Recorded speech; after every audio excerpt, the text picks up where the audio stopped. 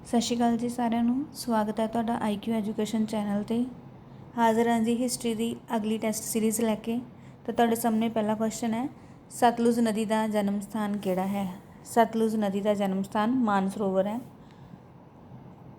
ਅਗਲਾ ਕੁਐਸਚਨ, ਪ੍ਰਾਚੀਨ ਪੰਜਾਬ ਕਿਹੜੇ ਦੋ ਦਰਿਆਵਾਂ ਵਿਚਕਾਰ ਹੈ? ਸਿੰਧ ਅਤੇ ਗੰਗਾ। ਅਜੋਕੇ ਪੰਜਾਬ ਵਿੱਚ ਕੁੱਲ ਕਿੰਨੇ ਦਰਿਆ ਵਗਦੇ ਹਨ? 3। ਨੈਕਸਟ ਹੈ, ਗੁਰੂ ਗੱਦੀ ਦੀ ਪਰੰਪਰਾ ਨੂੰ ਕਿਸ ਨੇ ਸ਼ੁਰੂ ਕੀਤਾ ਸੀ? ਗੁਰੂ ਨਾਨਕ ਦੇਵ ਜੀ ਨੇ। ਮੰਜੀ ਪ੍ਰਥਾ ਦੀ ਸਥਾਪਨਾ ਕਿਹੜੇ ਗੁਰੂ ਸਾਹਿਬ ਨੇ ਕੀਤੀ? ਗੁਰੂ ਅਮਰਦਾਸ ਜੀ ਨੇ। ਅਗਲਾ ਕੁਐਸਚਨ, ਨਕਸ਼ਬੰਦੀ ਸਿਲਸਿਲੇ ਦੀ ਸਥਾਪਨਾ ਸਮੇਂ ਮੁਗਲ ਸ਼ਾਸਕ ਸੀ ਜਹਾਂਗੀਰ। ਨੈਕਸਟ ਹੈ ਜੀ, ਗੁਰੂ ਹਰਗੋਬਿੰਦ ਜੀ ਦਾ ਕਾਰਜਕਾਲ ਕੀ ਸੀ? ਤਾਂ ਇਹ ਸੀ 1606 ਤੋਂ 1645। 9ਵੇਂ ਗੁਰੂ ਦੁਆਰਾ ਸਿੱਖ ਧਰਮ ਦੇ ਪ੍ਰਚਾਰ ਲਈ ਕਿਹੜੇ ਸਥਾਨ ਦੀ ਯਾਤਰਾ ਨਹੀਂ ਕੀਤੀ ਗਈ? ਸਾਰਨਾਥ ਦੀ। ਅਗਲਾ ਕੁਐਸਚਨ, ਉੱਤਰ ਖਾਲਸਾ ਤੋਂ ਕੀ ਭਾਵ ਹੈ? ਖਾਲਸਾ ਪੰਥ ਤੋਂ ਬਾਅਦ ਵਾਲਾ ਸਮਾਂ। ਖਾਲਸਾ ਪੰਥ ਦੀ ਸਥਾਪਨਾ ਹੋਈ ਸੀਗੀ 1699 ਤੋਂ, ਉਹ ਤੋਂ ਲੈ ਕੇ 1708 ਤੱਕ ਦੇ ਸਮੇਂ ਨੂੰ ਜਿਹੜਾ ਹੈਗਾ ਉੱਤਰ ਖਾਲਸਾ ਕਾਲ ਦੇ ਨਾਮ ਨਾਲ ਜਾਣਿਆ ਜਾਂਦਾ। ਮਿਸਲਾਂ ਵਿੱਚ ਭੂਮੀ ਲਗਾਨ ਇਕੱਠਾ ਕਰਨ ਦੀ ਪ੍ਰਥਾ ਪ੍ਰਚਲਿਤ ਨਹੀਂ ਸੀ, ਮਨਸਬਦਾਰੀ ਦੀ। ਮਿਸਲ ਕਾਲ ਸਮੇਂ ਜ਼ਿਲ੍ਹੇ ਦਾ ਮੁਖੀ ਕੌਣ ਹੁੰਦਾ ਸੀ? ਕਾਰਦਾਰ। ਦਲ ਖਾਲਸਾ ਦਾ ਪ੍ਰਮੁੱਖ ਕੇਂਦਰ ਕਿਹੜਾ ਸੀ? ਅੰਮ੍ਰਿਤਸਰ। ਨੈਕਸਟ ਹੈ, ਲਾਹੌਰ ਨੂੰ ਰਾਜਧਾਨੀ ਬਣਾਉਣ ਤੋਂ ਪਹਿਲਾਂ ਮਹਾਰਾਜਾ ਰਣਜੀਤ ਸਿੰਘ ਦੀ ਰਾਜਧਾਨੀ ਕਿਹੜੀ ਸੀ? ਗੁਜਰਾਂਵਾਲਾ। ਤਿੱਕੜੀ ਦੀ ਸਰਪ੍ਰਸਤੀ ਦਾ ਅੰਤ ਕਦੋਂ ਹੋਇਆ ਸੀ? ਤਿੱਕੜੀ ਦੀ ਸਰਪ੍ਰਸਤੀ ਦਾ ਅੰਤ 1805 'ਚ ਹੋਇਆ ਸੀ। ਰਣਜੀਤ ਸਿੰਘ ਦੀ ਸਭ ਤੋਂ ਪਹਿਲੀ ਮਹੱਤਵਪੂਰਨ ਜਿੱਤ ਲਾਹੌਰ ਦੀ ਜਮਰੋਦ ਦੀ ਲੜਾਈ ਕਦੋਂ ਹੋਈ? ਤਾਂ ਇਹ ਹੋਈ ਸੀ 1812 ਨੂੰ। ਨਾਮਧਾਰੀ ਅੰਦੋਲਨ ਦਾ ਅਸਲੀ ਸੰਸਥਾਪਕ ਬਾਬਾ ਬਾਲਕ ਸਿੰਘ। ਕੂਕਾ ਲਹਿਰ ਦਾ ਜਨਮ ਕਿਹੜੀ ਸਦੀ ਵਿੱਚ ਹੋਇਆ ਸੀ? ਤਾਂ ਇਹ 19ਵੀਂ ਸਦੀ 'ਚ ਹੋਇਆ ਸੀ। ਨੈਕਸਟ ਹੈ, ਸਿੰਘ ਸਭਾ ਲਹਿਰ ਦਾ ਪਹਿਲਾ ਪ੍ਰਧਾਨ ਸੀ? ਠਾਕੁਰ ਸਿੰਘ ਸੰਧਾਵਾਲੀਆ। ਪੰਜਾਬ ਵਿੱਚ ਗਦਰ ਪਾਰਟੀ ਦੀ ਅਗਵਾਈ ਕੌਣ ਕਰ ਰਿਹਾ ਸੀ? ਤਾਂ ਇਹ ਹੈ ਰਾਸ ਬਿਹਾਰੀ ਬੋਸ। ਅਗਲਾ ਕੁਐਸਚਨ, ਸਿੰਧੂ ਘਾਟੀ ਸੱਭਿਅਤਾ ਦੇ ਅਵਸ਼ੇਸ਼ ਸਭ ਤੋਂ ਪਹਿਲਾਂ ਕਿਸ ਸ਼ਹਿਰ ਤੋਂ ਪ੍ਰਾਪਤ ਹੋਏ? ਕਰਾਚੀ ਤੋਂ। ਸਿੰਧ ਘਾਟੀ ਸੱਭਿਅਤਾ ਸ਼ਬਦ ਦਾ ਪ੍ਰਯੋਗ ਸਭ ਤੋਂ ਪਹਿਲਾਂ ਕਿਸ ਨੇ ਕੀਤਾ? ਸਰ ਜੌਨ ਮਾਰਸ਼ਲ ਨੇ ਕੀਤਾ ਸੀ। ਸਿੰਧ ਘਾਟੀ ਸੱਭਿਅਤਾ ਲਈ ਨਿਰਮਾਣ ਕੀਤੀਆਂ ਇੱਟਾਂ ਲਈ ਕਿਸ ਮਿੱਟੀ ਦਾ ਪ੍ਰਯੋਗ ਹੁੰਦਾ ਸੀ? ਜਲੌੜ ਮਿੱਟੀ। ਕਿਸ ਸਥਾਨ ਤੋਂ ਪੱਕੀ ਇੱਟ ਦਾ ਬਣਿਆ ਹੋਇਆ ਹਲ ਪ੍ਰਾਪਤ ਹੋਇਆ? ਬਨਾਵਾਲੀ ਤੋਂ। ਆਰੀਆ ਦੇ ਭਾਰਤ ਵਿੱਚ ਆਉਣ ਬਾਰੇ ਪ੍ਰੋਫੈਸਰ ਮੈਕਸ ਮੂਲਰ ਨੇ ਕਿਹੜਾ ਸਮਾਂ ਦੱਸਿਆ? 1200 BC ਤੋਂ 1000 BC। ਰਿਗਵੈਦਿਕ ਕਾਲ ਵਿੱਚ ਯੁੱਧ ਦਾ ਦੇਵਤਾ ਕਿਸ ਨੂੰ ਮੰਨਿਆ ਗਿਆ ਹੈ? ਇੰਦਰਦੇਵ ਨੂੰ। ਰਿਗਵੈਦਿਕ ਕਾਲ ਵਿੱਚ ਪਹਿਲੇ 3 ਵਰਨਾਂ ਨੂੰ ਕਿਸ ਨਾਮ ਨਾਲ ਜਾਣਿਆ ਜਾਂਦਾ ਸੀ? ਦਵਿਜ।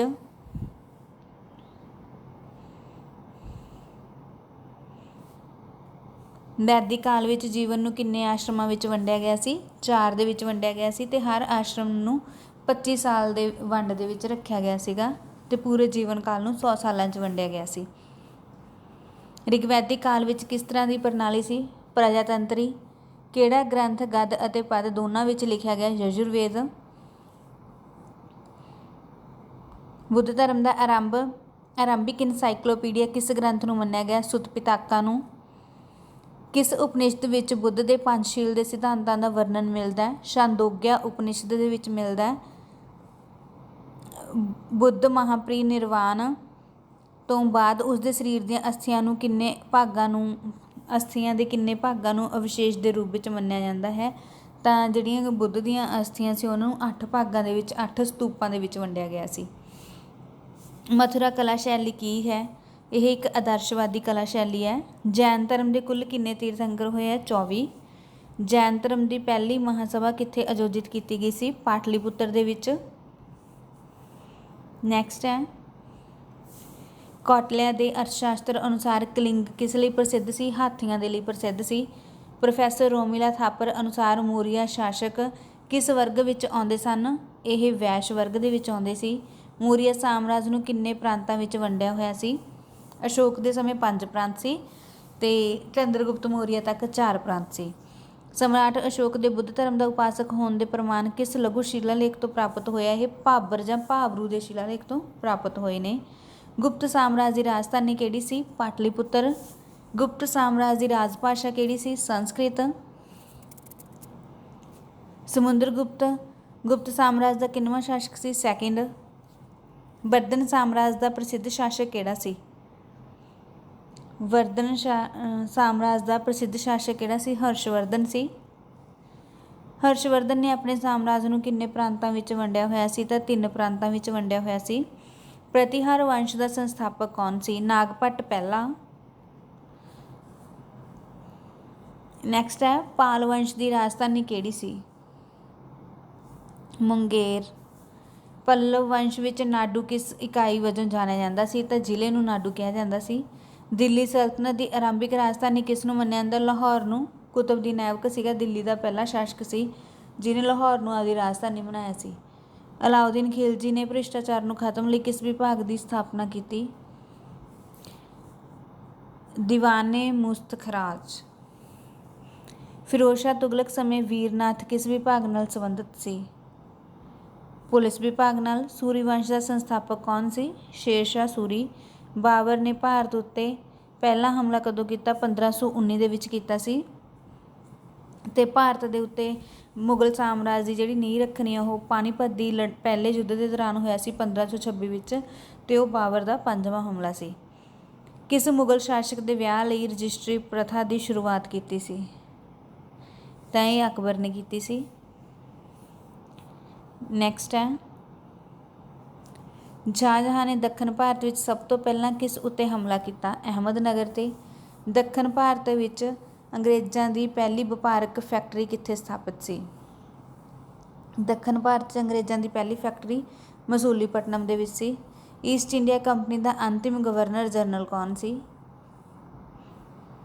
ਤਾਂ ਲਾਰਡ ਕੈਨਿੰਗ ਸੀ, ਕਿਉਂਕਿ ਇਹ ਤੋਂ ਬਾਅਦ ਵਾਇਸਰਾਏ ਦੀ ਜਿਹੜੀ ਹੈਗੀ ਆ ਪੋਸਟ ਆ ਉਹ ਰੱਖੀ ਗਈ ਸੀ। ਬੰਗਾਲ ਦਾ ਪਹਿਲਾ ਅੰਗਰੇਜ਼ ਗਵਰਨਰ?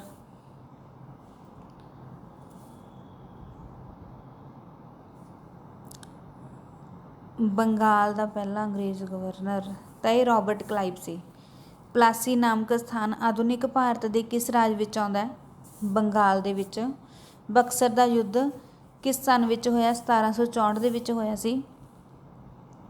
ਕਿਸ ਅੰਗਰੇਜ਼ ਵਾਇਸਰਾਏ ਗਵਰਨਰ ਜਨਰਲ ਦੇ ਸਮੇਂ ਭਾਰਤ ਵਿੱਚ ਯੂਨੀਵਰਸਿਟੀ ਦੀ ਸਥਾਪਨਾ ਕੀਤੀ ਗਈ?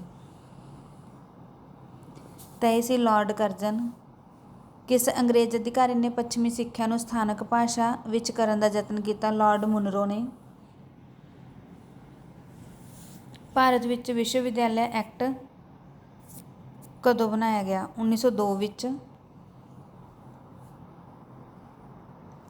ਭਾਰਤ ਵਿੱਚ ਸਭ ਤੋਂ ਪਹਿਲਾਂ ਆਰਥਿਕ ਸੁਧਾਰਾਂ ਦੀ ਗੱਲ ਕਿਸ ਨੇ ਕੀਤੀ? ਦਾਦਾ ਭਾਈ ਨਰੋਜੀ ਨੇ। ਮੁਸਲਿਮ ਲੀਗ ਰਾਜਨੀਤਿਕ ਕਾਰਜਾਂ ਵਿੱਚੋਂ ਹੇਠ ਲਿਖੇ ਅਨੁਸਾਰ ਕਿਸ ਦੇ ਵਿਰੁੱਧ ਸੀ?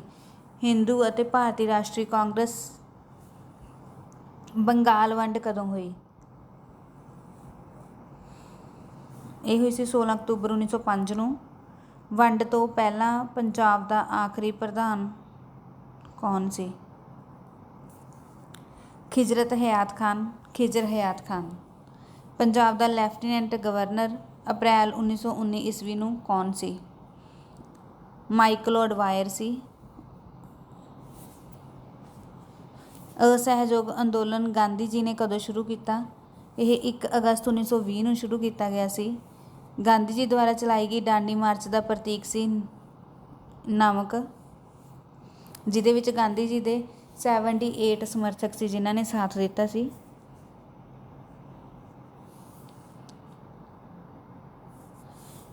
ਪੁਨਰ ਜਾਗਰਣ ਕੀ ਹੈ? ਇਹ ਗਿਆਨ ਦੇ ਪੁਨਰ ਜਨਮ ਦਾ ਸਮਾਂ ਹੈ। ਲੋਕਾਂ ਨੂੰ ਅੰਧਕਾਰ ਦੇ ਵਿੱਚੋਂ ਕੱਢਣਾ ਹੀ ਪੁਨਰ ਜਾਗਰਣ ਹੈ। ਯੂਰਪ ਵਿੱਚ ਕਿਸ ਸਦੀ ਵਿੱਚ ਪੁਨਰ ਜਾਗਰਣ ਦਾ ਉਦੈ ਹੋਇਆ? 15ਵੀਂ ਸਦੀ ਦੇ ਵਿੱਚ। ਬੋਸਨੀਆ ਹਰਜ਼ੈਗੋਵੀਨਾ ਦੇਸ਼ ਕਿਸ ਵਿਸ਼ਵ ਯੁੱਧ ਦਾ ਹਿੱਸਾ ਸੀ? ਤਾਂ ਇਹ ਪਹਿਲੇ ਵਿਸ਼ਵ ਯੁੱਧ ਦਾ ਸੀ। ਪਹਿਲੇ ਵਿਸ਼ਵ ਯੁੱਧ ਦੀ ਸਭ ਤੋਂ ਲੰਬੀ ਲੜਾਈ ਕਿਹੜੀ ਸੀ? ਵਰਦੂਨ ਦੀ ਲੜਾਈ।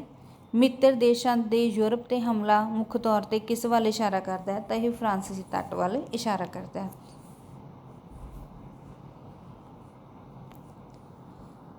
ਉਮੀਦ ਕਰਦੇ ਹਾਂ ਜੀ ਤੁਹਾਨੂੰ ਇਹ ਟੈਸਟ ਸੀਰੀਜ਼ ਬਹੁਤ ਪਸੰਦ ਆਈ ਹੋਵੇਗੀ। ਧੰਨਵਾਦ।